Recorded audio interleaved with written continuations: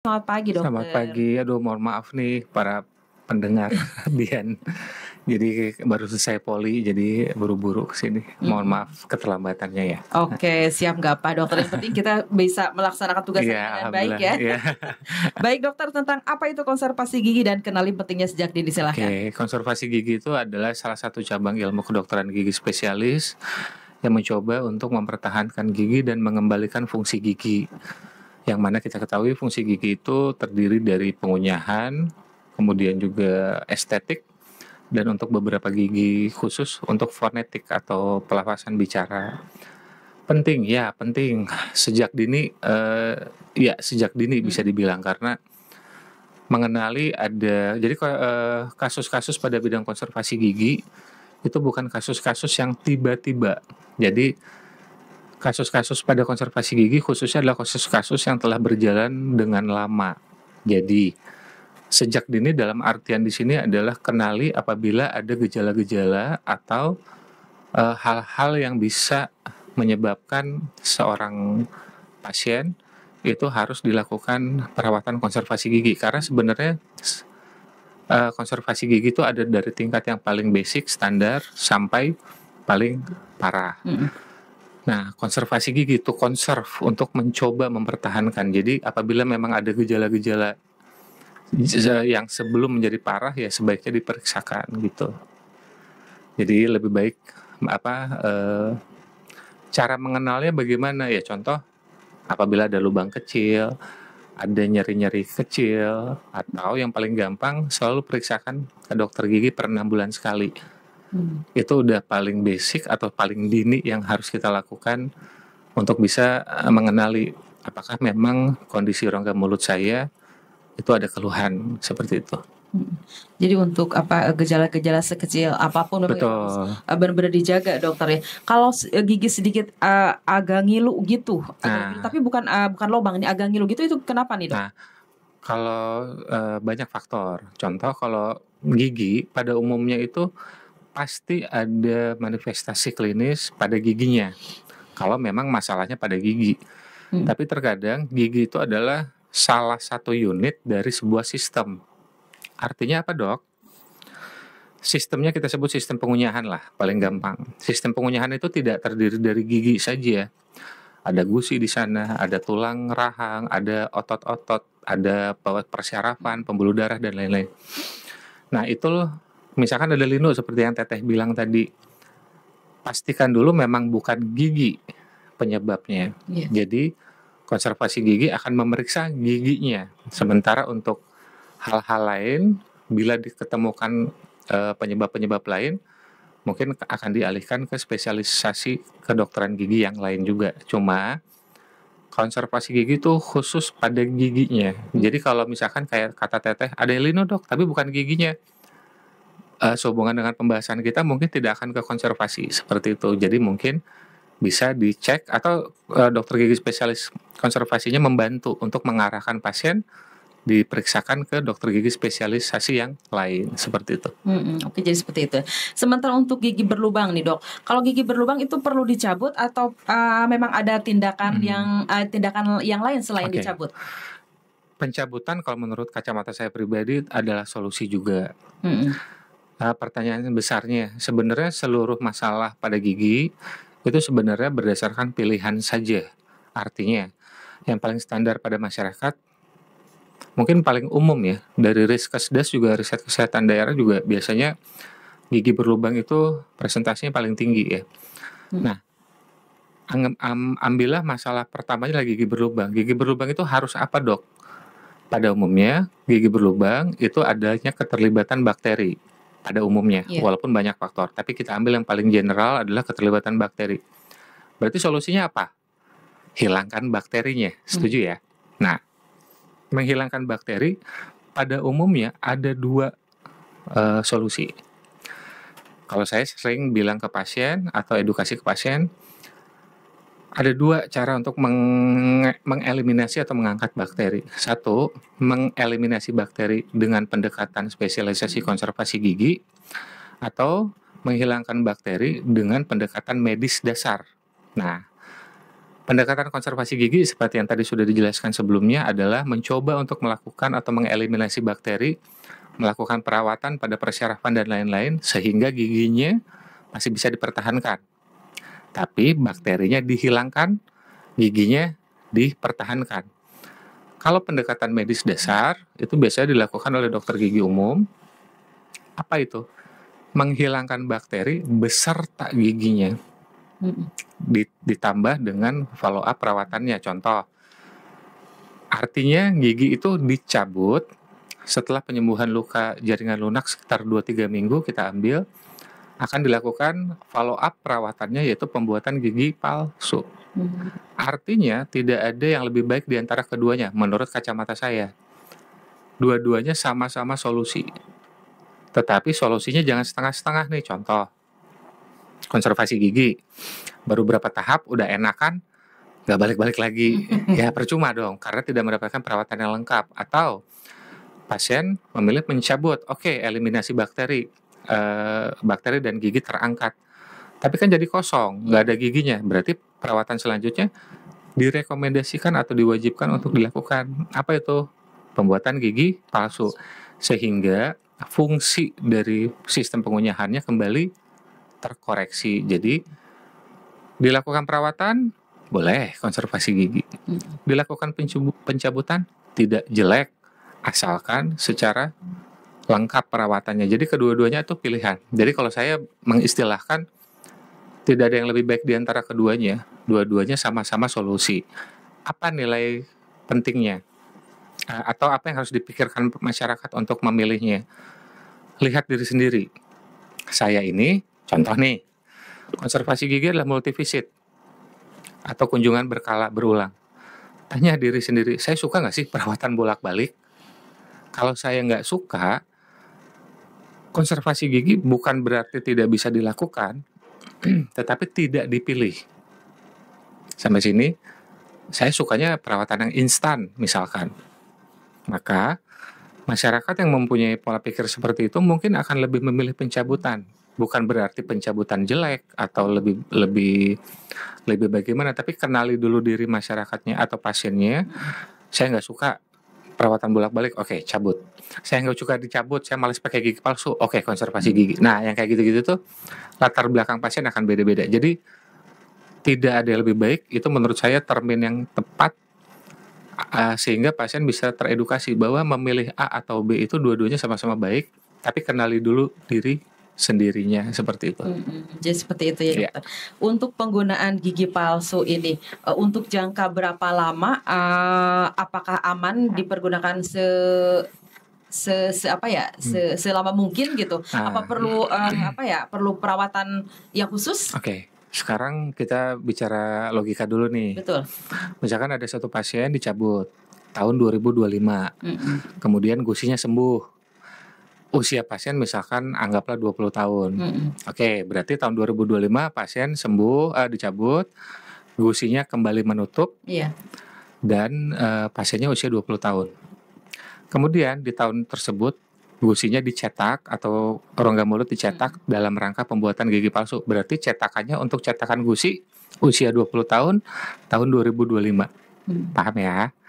Kira-kira nih, kita bicara logika sederhana aja. 10 tahun lagi gusinya masih sama nggak? Nggak. Jadi gigi palsunya tapi cetakan tahun 2025. Pada saat si pasien kembali tumbuh lebih dewasa. Dan yang penting ini, setiap organ tubuh itu pasti akan mengalami perubahan fungsi dan perubahan dimensi. Contoh, mata yang tadinya tajam makin rabun, betul ya? Iya. Kulit yang tadinya kencang buat teteh-teteh jadi keriput. Begitu juga dengan gusi. Semakin dia digunakan, semakin dia akan shrinkage atau mengerut lah. Nah, jadi logikanya, pola pikirnya adalah pada saat saya dibikin cetakan 2025, apakah masih sama 5 tahun kemudian?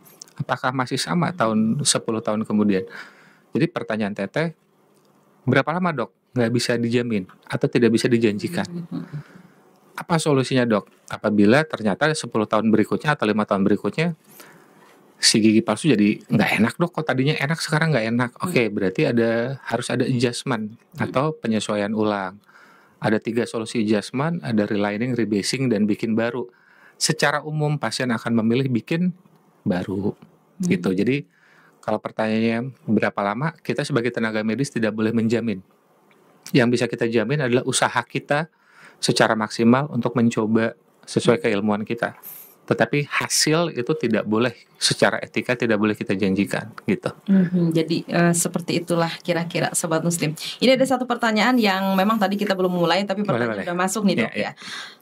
Mau tanya nih, anak saya tuh masuk kelas 2 SD nih. Sementara untuk gigi seri atas belum muncul. Apa kurang kalsium katanya Dok? Kalau kalsium sih kayaknya itu untuk mineralisasi pada saat pembentukan gigi, atau untuk mencoba kualitas dari penulangan dan lain-lain.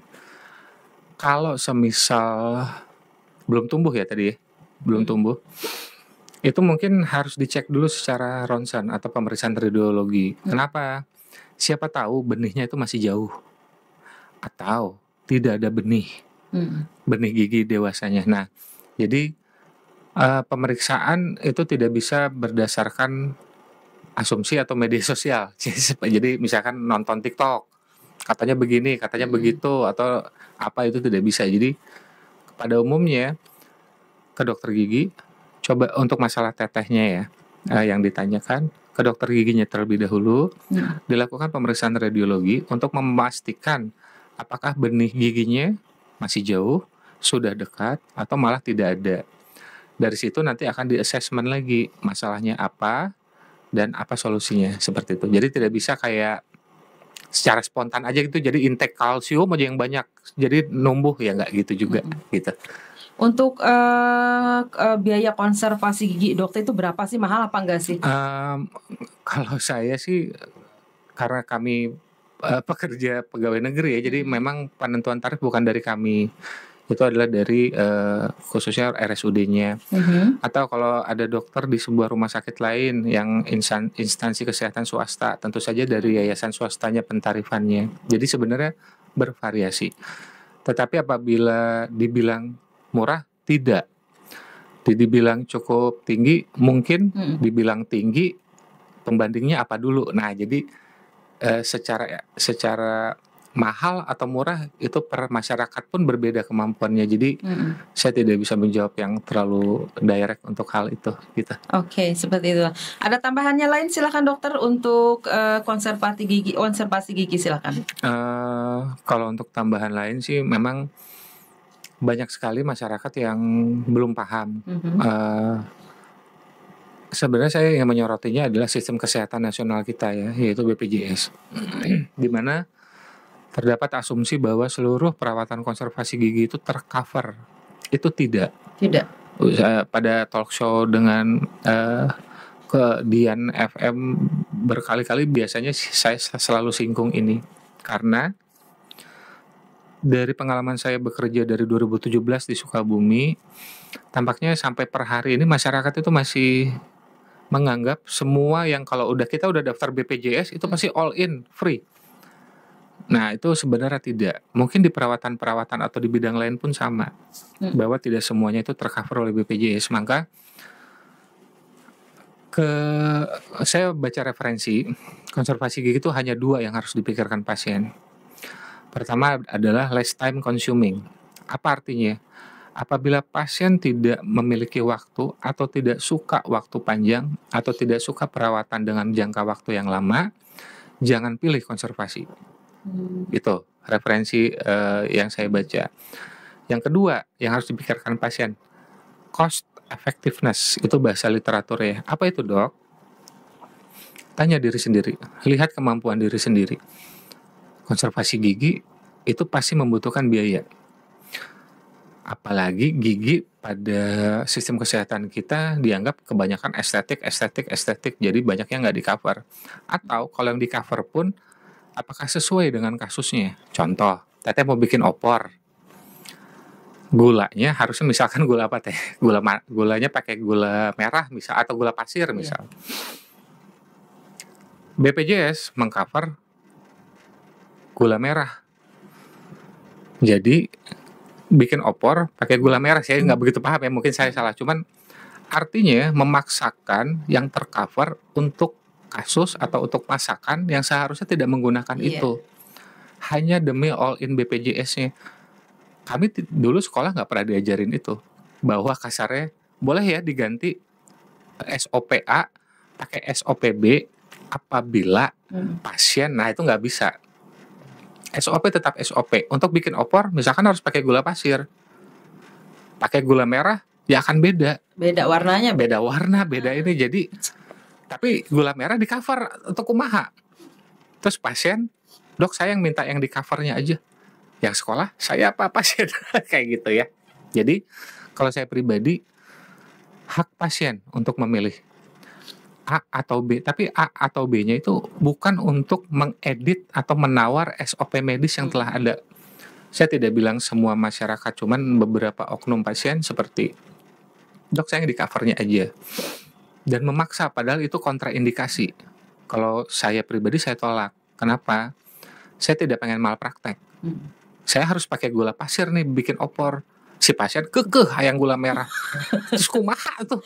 Kalau saya tolak. Bingung.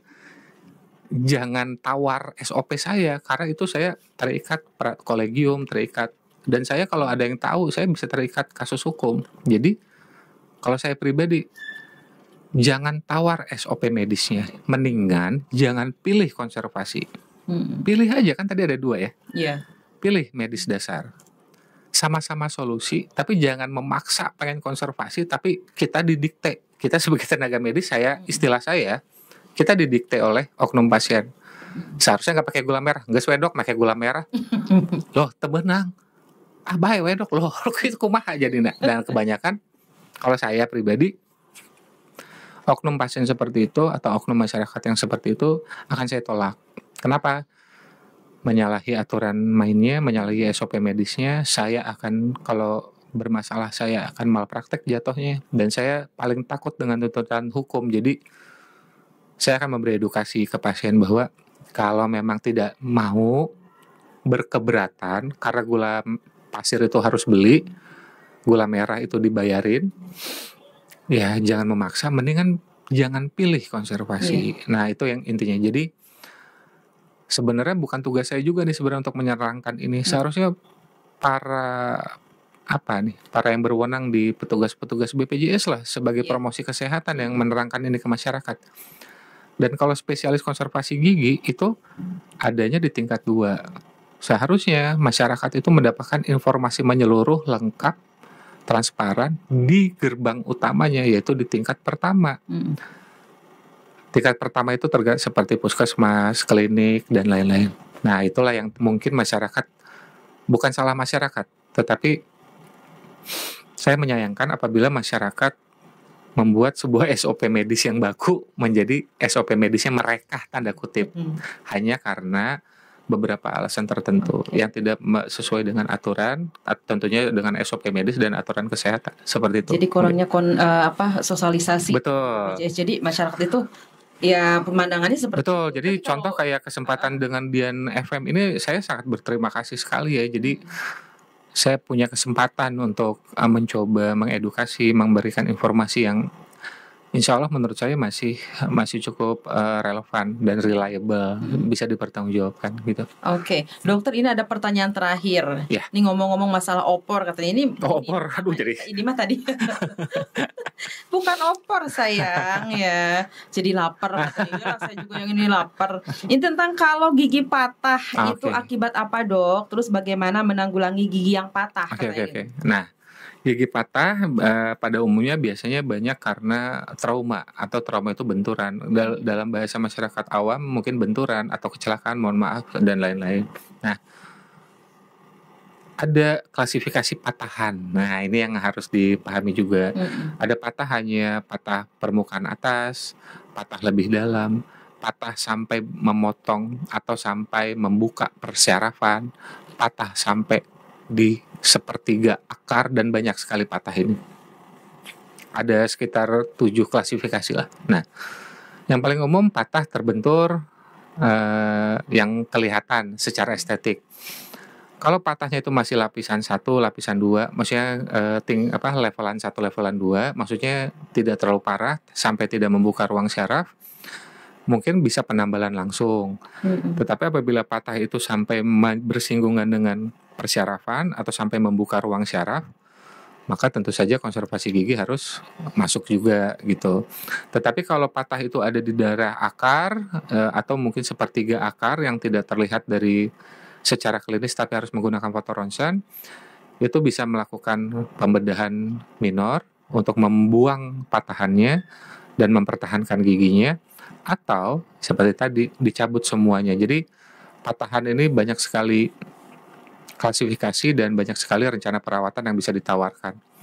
Apabila ada masyarakat yang memang memiliki kasus patah, mungkin bisa ke RSUD Sekarwangi untuk diperiksakan gitu.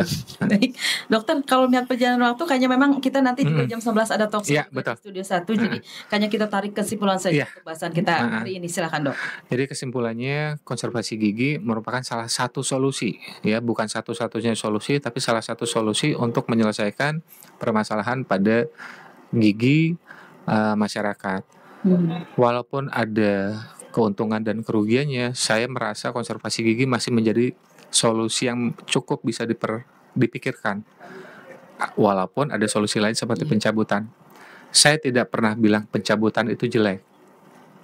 Itu adalah solusi. Tetapi mohon bagi masyarakat, semua solusi apapun yang masyarakat pilih, tugas kami untuk menjelaskan secara menyeluruh, mengedukasi, menginformasikan sehingga masyarakat memiliki pola pikir terbuka untuk untuk memilih mana yang terbaik untuk diri mereka sendiri gitu.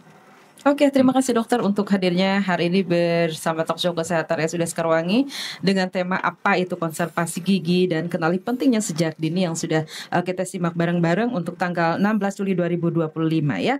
Terima kasih juga untuk Dr. Muhammad Yoga Widianto, SPKG. Beliau adalah dokter gigi spesialis konservasi gigi yang bertugas di Studio 1 Bundaran Sulastika, dan juga Bang Uwi selamat siang yang ada di Studio 1 Sekarwangi juga ada teknisi dan FM, ada Bung Kohir, ada juga Om Bima, terima kasih banyak. Ada Ibu Ambar sama Ibu Neng, satu lagi Om Jul, terima kasih banyak yang sudah hadir juga untuk siang hari ini. Terima kasih untuk dokter, insya Allah di sekali lagi mohon maaf terlambat ya.